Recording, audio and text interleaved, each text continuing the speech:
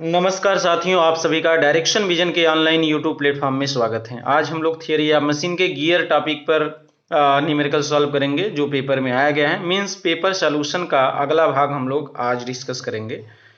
और ये जो न्यूमेरिकल रहेगा वो गियर ट्रेन पर है। और गियर ट्रेन में हालांकि हमने पिछले कई पार्टों में गियर ट्रेन पर न्यूमेरिकल को सॉल्यूशन किया, लेकिन ये वाला जो क्वेश्चन आपको है वो कुछ अलग प्रकार का है। तो हम इस क्वेश्चन को पहले आपके सामने दिखाते हैं और पढ़ते हैं क्वेश्चन को, फिर उसके बाद हम लोग एक एक सॉल्यूशन स्टेप बाय स्टेप करेंगे। चलिए, क्वेश्चन कह रहा है कि an epicyclic gear train as shown in figure दिया है is compose of a fix annular wheel A, ठीक है ना, having 150 teeth. The wheel A is messing with wheel B, which drive wheel D through an idler wheel C, D being concentric with A. The wheel B and C are carried on an arm with revolve clockwise at 100 rpm about the axis A and D. If the wheel B and D have 25 teeth and 40 teeth respectively, find the number of teeth on C and the speed and sense of rotation of C. Means आपके साथ जो figure दिया है वो आपका कुछ इस प्रकार से फिगर दिया है। ओके, यह फिगर दिया है। ए एनुलर जो व्हील बोला है, एनुलर व्हील ए आपका ये ए है, ए आपका बी है, ए सी है और ये वाला आपका डी है। तो इसको नंबर ऑफ टीथ भी दिया है, नंबर ऑफ टीथ सी में नहीं दिया है तो सी में निकाला जाएगा। एक बार फिगर के साथ हम लोग पढ़ते हैं। देखिए, करा an epicyclic gear train as shown in figure, चित्र में दिखाया गया है। Compose of a fix annular wheel A, annular wheel आपका ए है जिसमें आपके आंतरिक दांत कटे हो। एनुलर गियर वह होते हैं जिसपे आंतरिक दांत बने होते हैं। हैविंग 150 टीथ, मतलब इस पे आपका 150 टीथ इन्होंने दे रखा है। ठीक है, आगे पढ़ते हैं। The wheel A is meshing with B which drive D, मतलब व्हील जो आपका ए मिस करता है बी से और बी ड्राइव करता है, देखिए बी विच ड्राइव डी, जो हम डी को ड्राइव करता है। कह रहा है कि the wheel A meshing with B which drive D through an idler wheel C, मतलब ए बी से मिस करता है जो डी को घुमाता है with the help of the idler wheel, C के द्वारा ये घुमाता है। Being D being the concentric with A, कहने का मतलब डी का जो सेंटर होगा वही आपका सेंटर ए का होगा, या कह सकते हैं ए का जो सेंटर होगा वही डी का होगा, उसको कॉन्सेंट्रिक सेंटर बोलते हैं with A. The wheel B and C are carried on an arm, revolve clockwise, कह रहा है कि B और C एक आर्म से जुड़े हैं जो क्लॉकवाइज में ये डायरेक्शन आपका दे रखा है। मतलब एक आर्म है जिसका नाम आर्म है और आर्म में हम B C दो गियर लगाए हैं और जो ये आर्म के द्वारा एक क्लॉकवाइज डायरेक्शन में ये डायरेक्शन दिया है, फिगर में दे दिया है। करा the wheel B and C are carried on an arm which revolve clockwise at 100 rpm, मतलब ये आपका 100 rpm आर्म घूम रहा है। About an axis A and D, about an axis A and D का मतलब होता है कि ए का भी वही एक्सिस है जो डी का एक्सिस है, मतलब आर्म जो घूम रहा है अबाउट एन एक्सिस ए और डी के एक्सिस के अबाउट 100 rpm से क्लॉकवाइज में घूम रहा है। If the wheel B and D have 25 teeth and 40 teeth, तो बी और डी का मान दिया है, बी का मान 25 है, डी का मान 40 है। ठीक है ना, तो इसका मान आपका कितना है 25, तो ये आपका 25 और इसका मान 40, तो ये 25 और 40, लेकिन सी का मान नहीं दिया, इसलिए आपको सी की वैल्यू निकालना है। इसलिए पूछा है find the number of teeth on C and the speed and the sense of rotation of C. तो हमने इस फिगर को दिखाया और क्वेश्चन को पढ़ते हुए फिगर को हमने समझा दिया। आप समझ गए होंगे कि एक एनुलर गियर है जिसपे दांतों की संख्या 150 है और वो बी गियर से इंटरनली कनेक्ट है और बी डी को पावर ड्राइव करता है विद द हेल्प ऑफ एक आइडलर आपका इंटरमीडिएट गियर जैसे बोलते हैं, आइडलर गियर, इंटरमीडिएट गियर को आइडलर गियर, यदि इसको ऊपर वाले को हटा दिया जाए तो यह सिंपल गियर ट्रेन हो जाता है। तो कह रहा है कि सी के द्वारा डी को ड्राइव किया जाता है और डी का जो सेंटर है वहीं ए का सेंटर है। तो आपको कुल मिलाकर के क्या पूछना है, नंबर ऑफ टीथ सी का पूछा है और उसकी स्पीड पूछा है और उसकी रोटेशन, देखिए सेंस एंड रोटेशन ऑफ सी। अब हम लोग इसको सॉल्यूशन जैसे पहले हम लोग स्टेप बाय स्टेप हल करते थे, स्टेप बाय स्टेप इसको हल करेंगे। एक बार क्वेश्चन आपको पूर्ण रूप से यहाँ पर प्रदर्शित है। एक क्वेश्चन एग्जाम में आया है, सेमेस्टर के एग्जामिनेशन में पूछा गया है। अब आगे बढ़ते हैं इसकी सॉल्यूशन की तरफ। हमने कुछ अच्छे तरीके से फिगर को यहाँ पर प्रदर्शित करने का प्रयास किया और सॉल्यूशन को हम समझाते हैं। आप लोग अपना सॉल्यूशन कैसियो के माध्यम से करेंगे और जो आपका आंसर आएगा वो कमेंट बॉक्स में कमेंट करेंगे। हमने क्वेश्चन को पढ़ते हुए पहला यहाँ पर सॉल्यूशन हेडिंग के तौर पर डालेंगे और स्टेप फर्स्ट यहाँ पर प्रदर्शित करेंगे, फर्स्ट स्टेप। और फर्स्ट स्टेप में हमने बताया कि न्यूमेरिकल हमेशा गिवन डेटा से स्टार्ट होता है, तो स्टेप फर्स्ट में हम गिवन डेटा रखते हैं, स्टेप फर्स्ट में गिवन डेटा रखते हैं और न्यूमेरिकल में जो फिगर दिया है वो आप फिगर यहाँ पर प्रदर्शित कर दिया जाए। तो टीए पर number of teeth on annular gear, T A की वैल्यू 150 है, टीबी की वैल्यू आपका 25 है और टीडी की वैल्यू जो है 40 है। आर्म की स्पीड जो 100 है और एक क्लॉकवाइज डायरेक्शन में घूम रहा है। और हम जानते हैं साइन कन्वेंशन में कि हम एंटी क्लॉकवाइज को रोटेशन, एंटी क्लॉकवाइज रोटेशन को हम पॉजिटिव लेते हैं और क्लॉकवाइज रोटेशन को हम निगेटिव लेते हैं। ये हम साइन कन्वेंशन इसमें चलेंगे। तो यदि ये 100 क्लॉकवाइज दिया है तो -100 यहाँ पर आरपीएम हो जाएगा। हमसे पूछा गया है क्या कि टीसी की वैल्यू बताइए और एनसी की वैल्यू बताइए। तो फर्स्ट ऑफ ऑल जो पूछा गया है उसी को आगे वाला स्टेप हम लोग मेंशन करेंगे और इसीलिए यहाँ पर स्टेप सेकंड हमने यहाँ पर मेंशन कर दिया। स्टेप सेकंड में लिखेंगे number of teeth on gear C. तो गियर सी पर नंबर ऑफ टीथ हम कैसे निकालेंगे ये आपको देखना पड़ेगा। जैसे कह रहा है कि जो सेंटर हमारा ए का है वही सेंटर आपका डी का है, तो ओवरऑल यदि हम आर ए लिखा जाए, मतलब रेडियस ऑफ व्हील ए का लिखा जाए, तो कहेंगे diameter 2 times radius of B plus 2 times radius of C plus radius of D, मतलब कि आर ए बराबर 2RB plus 2RC plus RD। इस प्रकार से हम लोग आर ए की वैल्यू को यहाँ लिख देंगे। डायमीटर के केस में यदि लिखते इसको, तो डायमीटर के केस में क्या लिखते, कहते डायमीटर के केस में तो कहते कि DA/2 आधा जो है वो आपका DB के बराबर होगा प्लस DC के बराबर होगा प्लस DD/2 के बराबर होगा। तो हम यहाँ पर रेडियस के टर्म में बोलते हैं और जो हमारा रेडियस होता है R बराबर MT/2 से, आप जानते हैं बहुत पहले हम लोग ऑलरेडी बहुत सारे न्यूमेरिकल को सॉल्व किया गया। R बराबर MT/2 से कैसे आता है आप पिछला वाला कॉन्सेप्ट देख लीजिएगा। कुल मिलाकर के RA जो है वो प्रोपोर्शनल T हो जाता है, तो यहाँ पर TA बराबर 2TB plus 2TC plus TD आपका हो जाएगा। होता क्या है कि मॉड्यूल जो होता है ना, यहाँ पर मॉड्यूल बराबर D/T होता है, D बराबर होता है 2R, तो R बराबर MT/2, यहीं से हमारा ये वाला आता है। तो ओवरऑल M दोनों पक्षों में कट जाता है, नंबर ऑफ टीथ बस बचा रहता है। टीए की वैल्यू 150 है, टीबी की वैल्यू 25 है और टीसी की वैल्यू पूछा है, टीडी की वैल्यू 40 है और इसको हम कैलकुलेट किए तो हमारा जो वैल्यू आया टीसी की वैल्यू 30 आया, 30। आप लोग अपने से कैलकुलेट करिएगा और आंसर निकालना है और आंसर जो आता है आप कमेंट बॉक्स में कमेंट करेंगे। आगे बढ़ते हैं। देखिए नंबर ऑफ पहला आंसर आपका क्लियर हो गया, ये आपका पहला आंसर हो गया। आगे हम लोग बात करते हैं नेक्स्ट स्टेप का। चूंकि नेक्स्ट स्टेप में डायरेक्टली हम एनसी की वैल्यू नहीं अभी कैलकुलेट करेंगे, स्टेप नेक्स्ट में हम बात करते हैं ड्रा दी टेबल।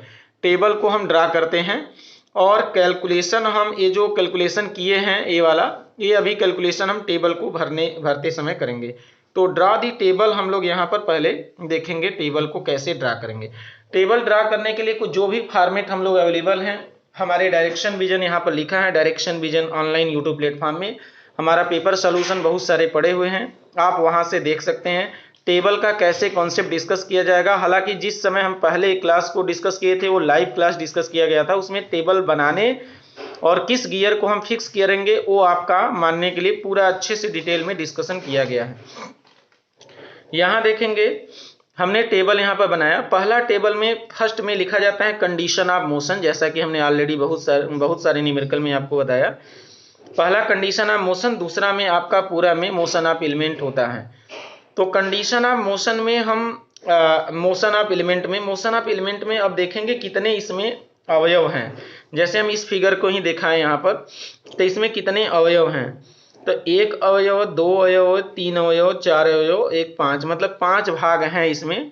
तो 5 हमारे कॉलम 1 2 3 4 और 1 5 बनेंगे।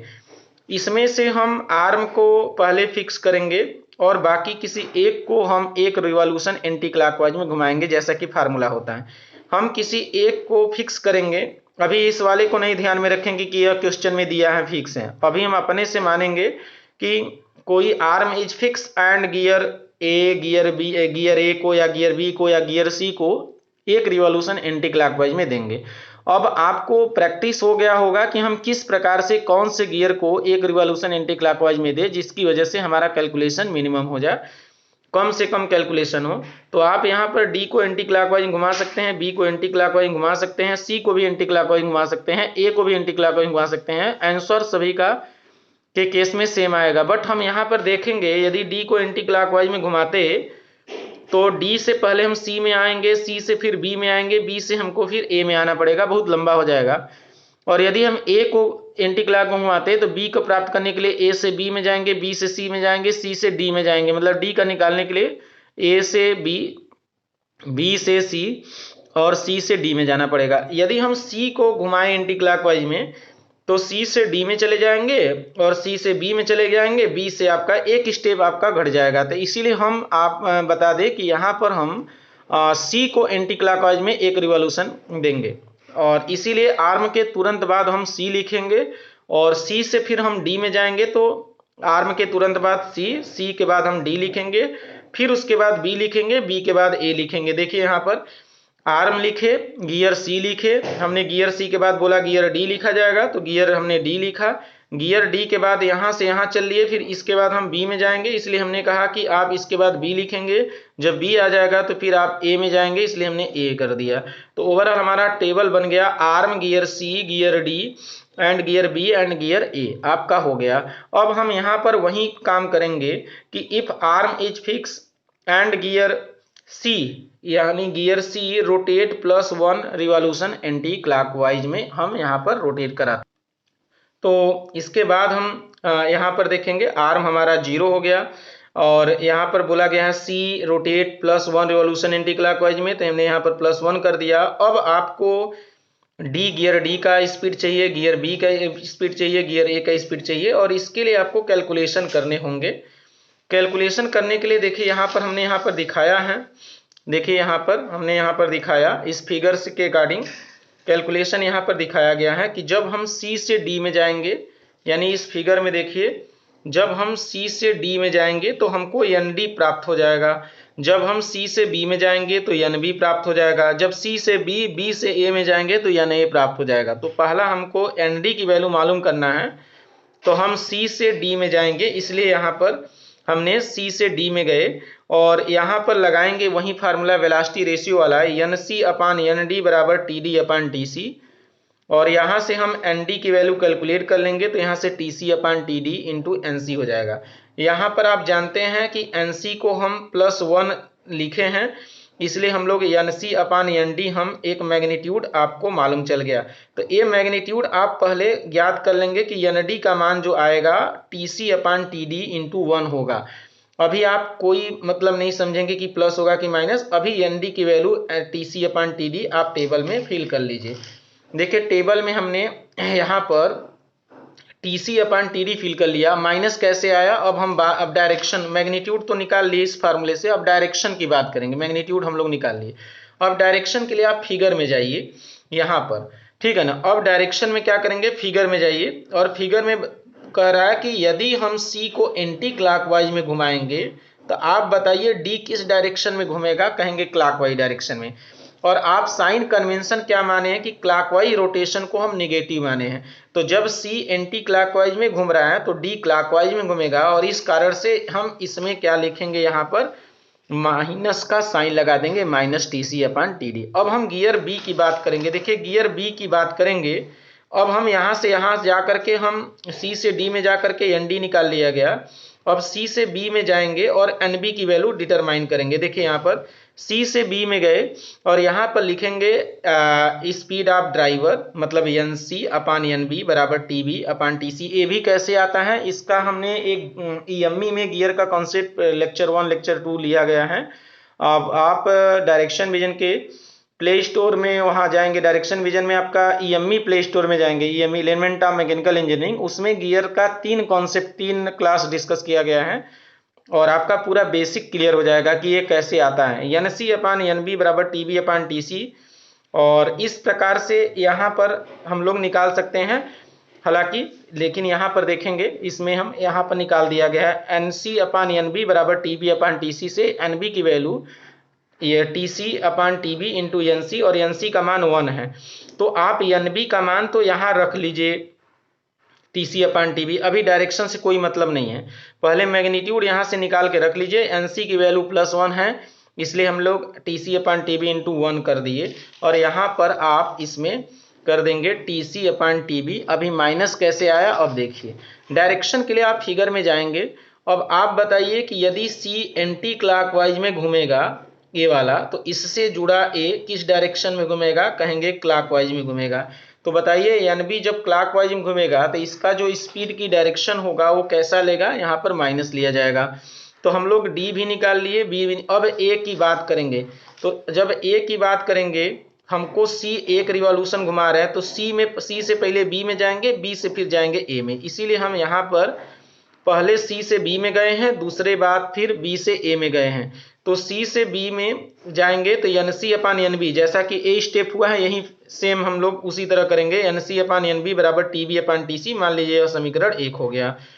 उसके बाद टी एन बी से और ए में जाएंगे। देखिए बी से यदि ए में जाएंगे तो N B upon N A होता है, तो N B upon N A बराबर T A upon T B, हम समीकरण 2 हो गया। समीकरण 1 और 2 को मल्टीप्लाई करते हैं, तो देखिए यहाँ पर कैसा हो जाएगा, N C upon N B into N B upon N A, तो एन बी कट जाएगा, यहाँ पर एन सी अपान एन ए होगा। इसी प्रकार से इधर वाला देखिए पक्ष देखेंगे, T B upon T C is equal to T A upon T B cut जाएगा, और बचा हमारे पास टी ए अपान टी सी, इसलिए हमको एन ए की वैल्यू कैलकुलेट करना होगा।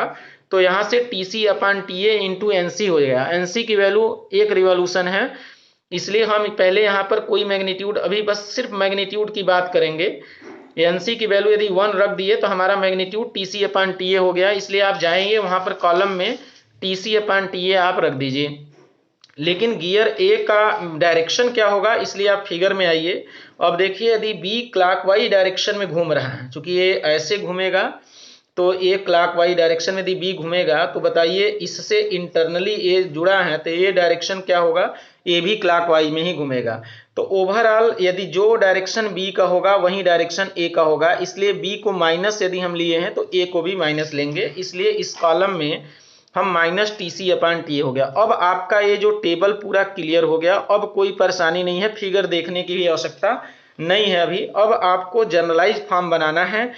If arm is fix and gear C rotate plus X revolution anticlockwise direction में, मतलब जहां जहां +1 किए हैं वहां वहां प्लस एक्स कर देंगे। देखिए 0 है, +1 की जगह प्लस एक्स, यहाँ पर minus X T C upon T D, minus X T C upon T B, minus X T C upon T A, ठीक है ना। अब क्या करते हैं, जैसे कि पिछले वाले क्वेश्चन के अकॉर्डिंग हम लोग इसका फॉर्मेट ही है, जब हमने पहला क्वेश्चन कॉन्सेप्ट बता रहा था लाइव क्लास में, तो बोला जाता है add plus Y revolution all element, सभी में हम वाई रिवोल्यूशन ऐड कर देते हैं, plus Y plus Y plus Y, और इस प्रकार से हमारा टोटल मोशन जो हो जाएगा वो आपका वाई हो जाएगा। यहाँ पर देखिए इस वाले को नहीं, स्पेशल है, बाद में जो जनरलाइज बनाए हैं उसी को ऐड करेंगे।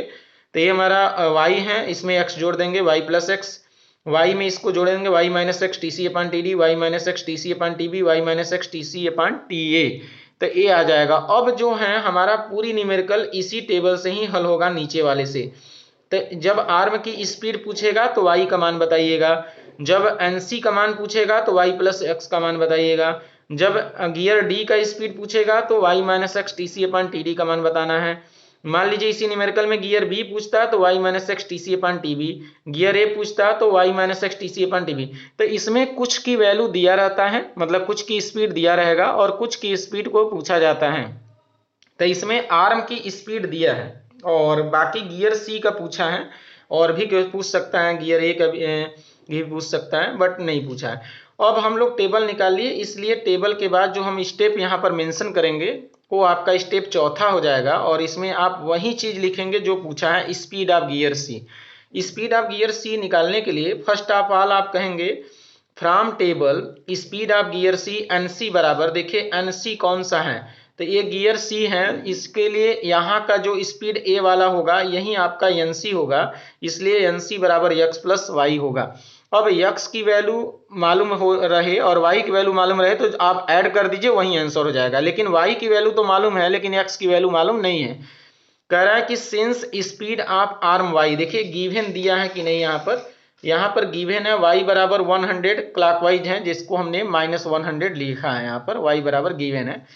तो यहाँ पर आप बताएंगे कि since speed of arm y is equal to -100, ठीक है ना, and gear A is fix, जब गियर ए फिक्स है तो गियर ए की जो स्पीड होगा 0 है। बट हम टेबल से गियर ए का स्पीड कितना जानते हैं, देखिए ये गियर ए है, गियर ए का स्पीड यही आपका NA है। NA क्वेश्चन में बोला है कि यह फिक्स है, और फिक्स का मतलब होगा कि यह इसकी स्पीड 0 है। देखिए कह रहा है कि गियर ए इज फिक्स है ना, मतलब NA बराबर 0, NA बराबर क्या है 0, गियर ए फिक्स का मतलब NA बराबर 0 है। अब आप कहेंगे बट फ्रॉम टेबल NA बराबर क्या है, बट फ्रॉम टेबल NA बराबर y minus X T C upon T A, NA बराबर y minus X T C upon T A. अब आप NA का मान 0, y की वैल्यू -100, x की वैल्यू कुछ दिया ही नहीं हमको निकालना है, TC की वैल्यू आप गिवन डेटा से देखिए, TC की वैल्यू जो आप यहाँ कैलकुलेट किए होंगे अपने से, हमारा 30 आया है और आपका जितना आया है वही रखेंगे।